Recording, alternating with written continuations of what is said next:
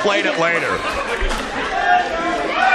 What's an adjective you would use to describe Anthony Greene? Sleazy, perhaps? That mustache doesn't lend itself to, like, say, corporate luncheons. Yeah, I mean, I would say if I were to describe him in one word, I would go conversion van. Is that one word? It's a compound word. Do I want to ask for more details on said van? Yeah, I would go probably with some sort of mural on it that would be bitchin', I believe would be the term. Possibly with a Valkyrie, or possibly a barbarian.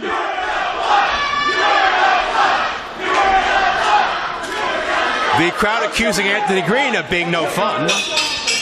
Which, welcome to Bizarro World. I mean, it's fun for Anthony Greene.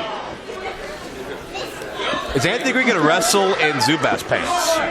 I hope he doesn't take them off. I'd be frightened to figure out what kind of retro anything he has going on down there. We'll just move on. Kalanobo tie-up. I've had a chance to, as I mentioned, see, he's removed his trouser. There we go. See, plenty of fun, Joe. You were worried. Thank God he's wearing trunks. Taking off your pants isn't always fun. That's what I explained to the officer, but they still made me leave the Walmart. That's the most energy you take to do anything all day. Well, I was on some Red Bull. Well, is Palace going to remove his trousers? I hope not. Not the best idea.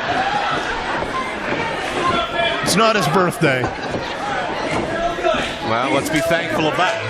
That's a birthday suit reference. And it was enough to throw Anthony Greene off his game. Greene came into his own in the New England states before branching out throughout the Northeast and Midwest.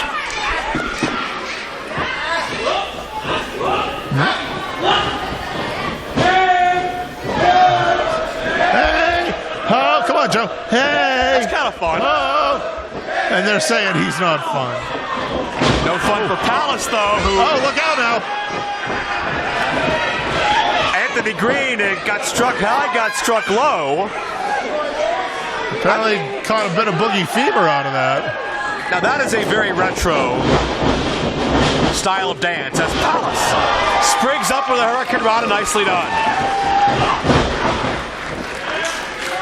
And Palace, when he gets serious here, Honey's getting involved. Come on. I don't think Palace minds after all.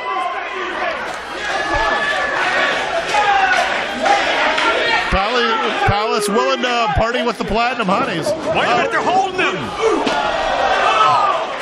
Platinum Honeys serve their purpose as a diversion, and Anthony Greene connects with a tope.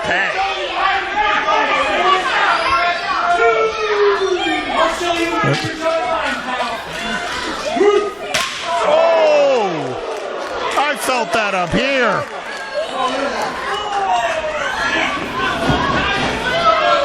Well, that knife edge certainly connected flush with Palace and stunted Palace's momentum.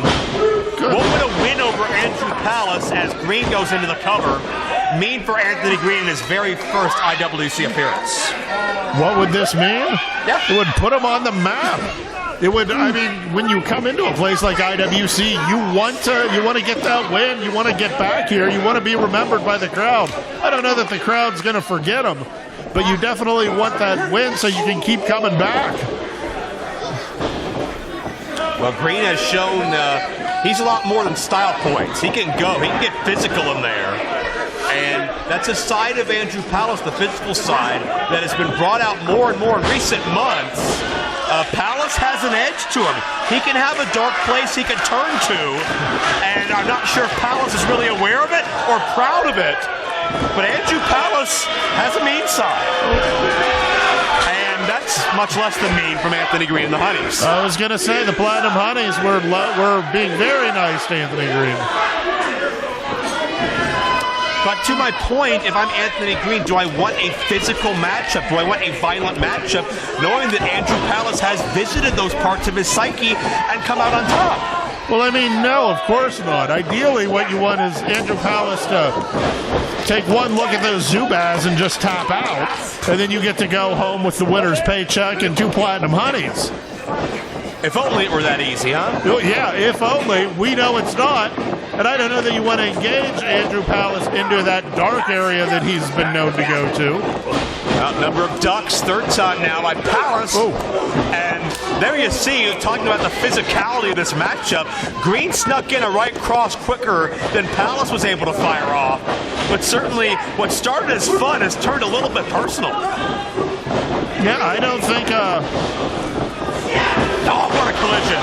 I don't think either is feeling quite jovial at the moment. And consequently, I'll ask you on the flip side, Jayworth, what would a loss mean to Andrew Palace here who's looking to get back focused? I mean, of course it's going to hurt that. When you're asking yourself a question, you need those wins to sort of guide you. Those losses are just going to give you more questions, Joe. Looks like Greene is a hair quicker on getting back to his feet. But they start trading from the knees. Oh, a solid closed fist by Greene. You'll notice Palace tends to go more to the forearm or elbow with the strike. Do you think that enables Palace to strike harder more often? I think it not necessarily, although more often perhaps. You can only throw so many punches with a fist before your fingers start hurting. You can throw a lot more with a forearm or an elbow because it lacks the sensitivity that the fingers do. Well, certainly neither man's sensitive as far as the level of impact these strikes have connected with. Palace looking for the advantage. Greene comes up high with the enziguri. Palace is shaken. Oh, half and half suplex. Shades of the late great Devil Budokan, the Father Nelson. Shotgun drop kick as well. Greene barely to his feet just as he got up. Shotgun and then boom goes the dynamite. Double underhook. Tiger bomb. Got it. No. I think the Platinum Honeys each skipped a beat on that pinfall attempt. And now you can see them trying to wake up Anthony Greene. Credit to the resolve of Greene still in this fight against one of the most decorated athletes in IWC in recent years. Fighting and fighting well. But does he have enough fight to make his debut a successful one?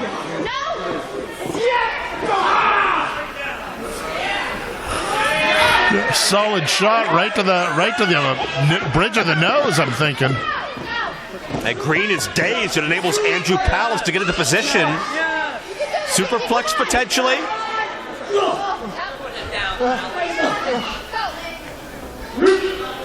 Oh. Now Greene resorting to the forearms and elbows. To your point earlier, it dazes Palace, but Palace hangs on. If Palace loses that balance, it's all Anthony Greene. Digging into the eyes, and Palace falls down. Do you see Greene in position to follow through? Greene up. Whoa! Twisting 1.5 crossbody. Got him. No. Nicely done by Greene. A bit of error of. Oh! Plants him face first. Thrust kick connects. You gotta call this an upset. Jayworth. Greene's gonna do it. Oh! I was wondering. I was on bated breath there. You saw Andrew Palace when that kick hit. The consciousness left his body for a sec. I wasn't sure what was going on. I think Palace even less so. And Greene's at the fanny pack. I was like, where did he get a title belt? I don't know. The official getting involved.